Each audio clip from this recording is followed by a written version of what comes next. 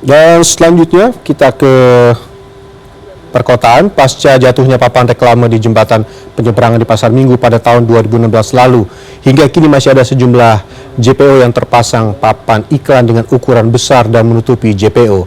Apakah pemasangan baliho di JPO mengorbankan keamanan dan kenyamanan pejalan kaki demi meraup keuntungan? Saya sebagai pejalan kaki pengguna JPO di daerah Tanjung Barat. Ini dari sebelah kiri saya bisa melihat jalanan yang begitu luas karena tidak tertutup pandangan dengan benda apapun.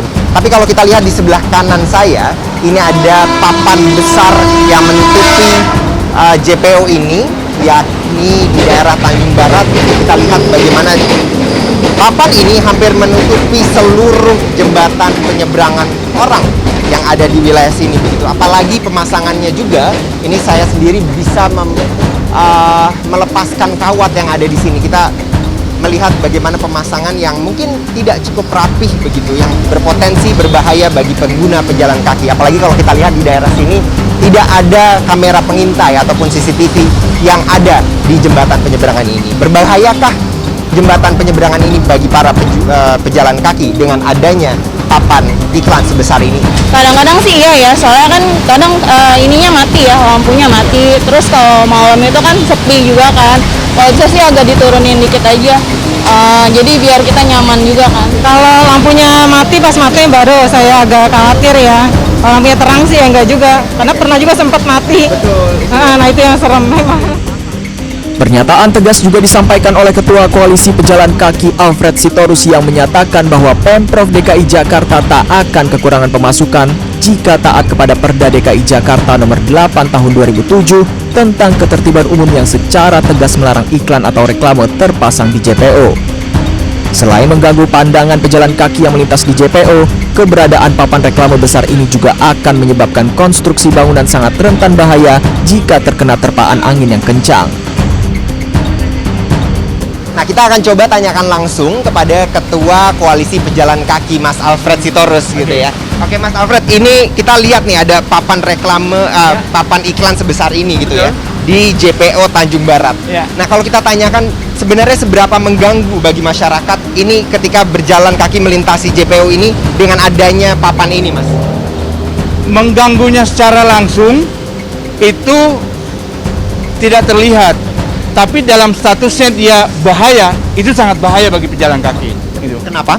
Karena sudah banyak kejadian dengan menutup JPO dengan adanya iklan yang besar-besar, ya, menutup ruang JPO-nya seperti ini, di mana para pejalan kaki itu yang pertama harus dia terlihat oleh siapapun. Itu yang pertama, walaupun di siang hari ataupun di malam hari. Dengan adanya iklan seperti ini, pejalan kaki pastinya apa yang terjadi di atas JPO seperti ini karena sudah tertutup itu sangat tidak terlihat. Jadi dia tidak bisin. Jadi dia memang harus terlihat.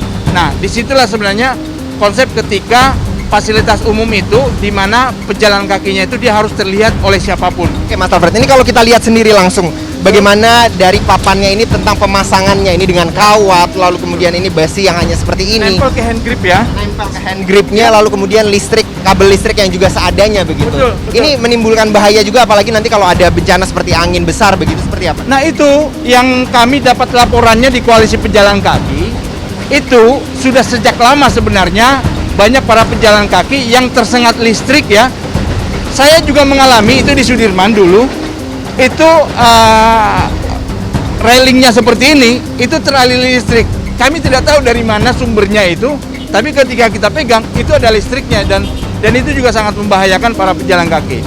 Makanya Larangan memasang reklame di JPO sebenarnya sudah ada, namun Pemprov DKI Jakarta menerabas aturan tersebut dengan landasan hukum lain yang termaktum dalam Perda nomor 9 tahun 2014 tentang penyelenggaraan reklame, di mana isinya sebenarnya tak spesifik menyebutkan pemasangan reklame di JPO, namun hanya menyebutkan bahwa reklame bisa dipasang di sarana dan prasarana kota. Namun 1 tahun pasca jatuhnya papan reklame di JPO Pasar Minggu yang menyebabkan meninggalnya 6 orang, Pemprov DKI Jakarta menerbitkan Pergub 148 tahun 2017 soal petunjuk pelaksanaan penyelenggaraan reklame, di mana isinya memperbolehkan pemasangan papan reklame di JPO dengan sejumlah syarat. Ya, jadi program penertiban reklame itu terus dilakukan ya. Ada perda yang mengatur agar reklame yang tumbuh itu diatur. Karena sudah dibagi dua.